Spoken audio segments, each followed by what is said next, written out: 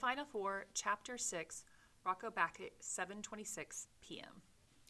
Rocco is kicking himself as Malcolm sets his feet at the foul line. He's pissed because he should have known better, that Malcolm wasn't about to wait for anyone or pass the ball off after making that steal.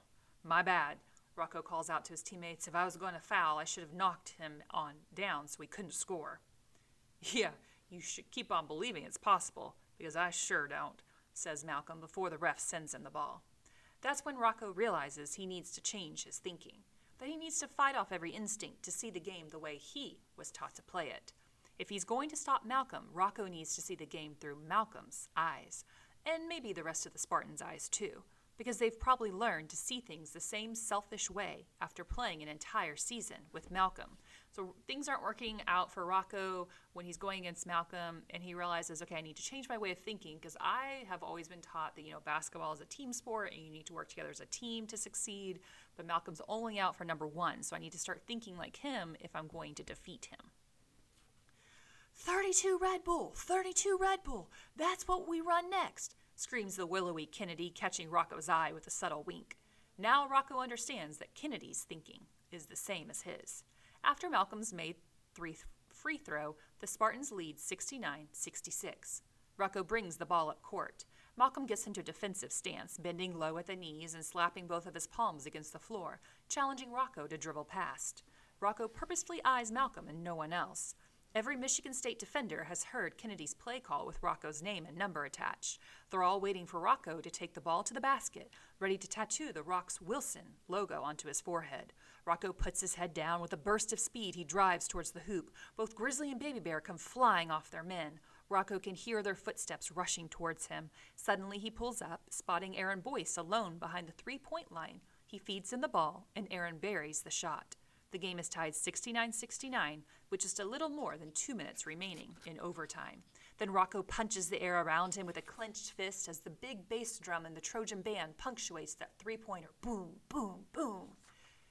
So we see again this difference here between Rocco and Malcolm. Rocco is willing to be a team player. He doesn't have to make every shot.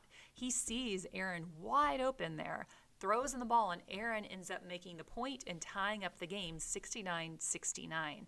Whereas Malcolm never would have passed to his teammate. He would be the one that would want to take that shot because he doesn't trust anyone else to do it properly. And so this is yet again another example of the difference between the two of them and their two styles. And now we have entries from Rocco's journal that he keeps, remember. May 23rd, grade 11. There is no more sun. The sky over Zagreb is black. Uncle Drazen was murdered. He was killed by a car bomb. Everyone knows it was done by organized crime, by miserable mafia-type people that don't deserve to live. He is blown up outside of newspaper office at 6 o'clock tonight. My tears like a storm have not stopped since I learned the news from my father. Sadness is not close to the description of how I feel. I am totally empty inside. The biggest hole in the world is in my heart.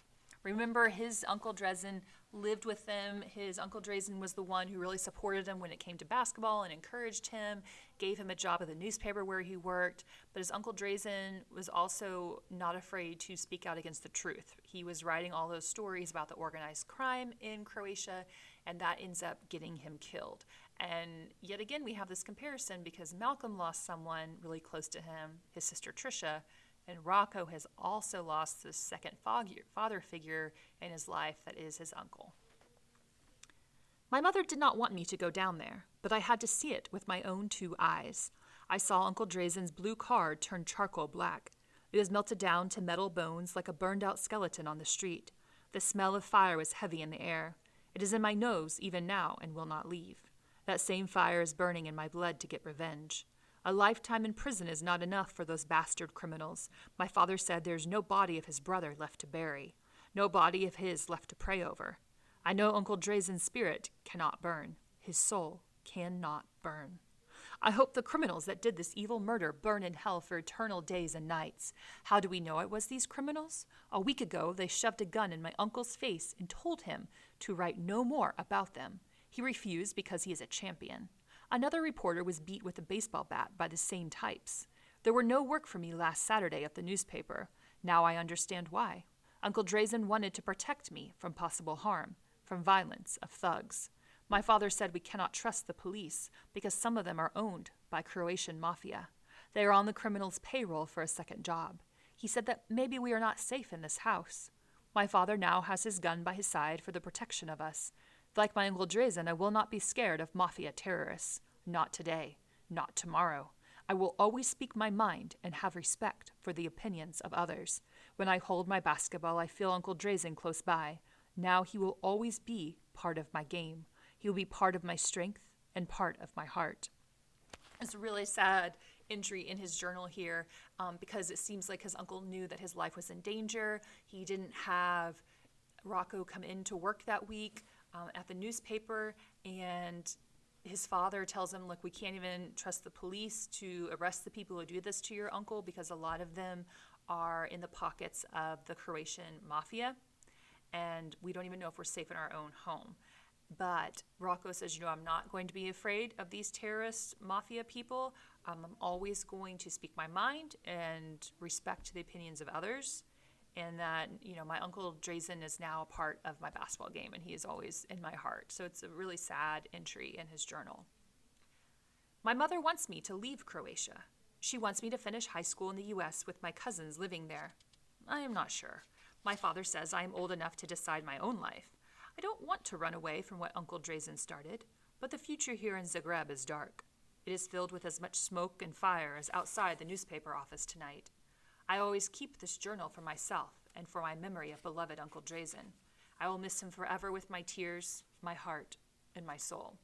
Even though the war in Croatia is supposedly over, right, the corruption that comes after war is running rampant in Zagreb and the rest of Croatia. And so Rocco's mother wants him to move to the U.S. and finish going to school there because there is no future in Croatia.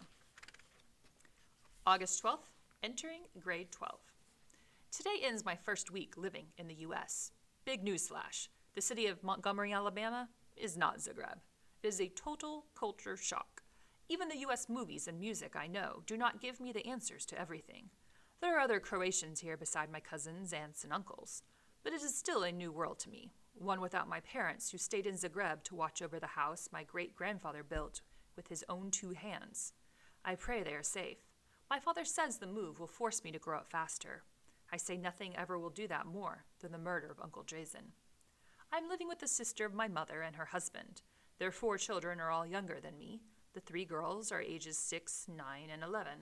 They are almost babies compared to me and still play with dolls. My boy cousin is 12.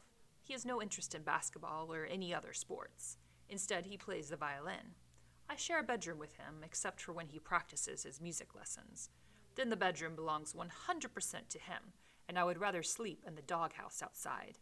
It has been 95 degrees or more here every day so far, and I am melting in the heat and humidity like a red-headed popsicle. There are public basketball courts just 5 blocks from my new house. On the good side, the courts are close enough to walk to. On the bad side, I have already learned that 5 blocks is a long way to run from angry players. Note to myself, when returning trash talk, do not use the words like, make you my little, I am no Slim Shady here. I have no real friends yet, just some enemies on the basketball court.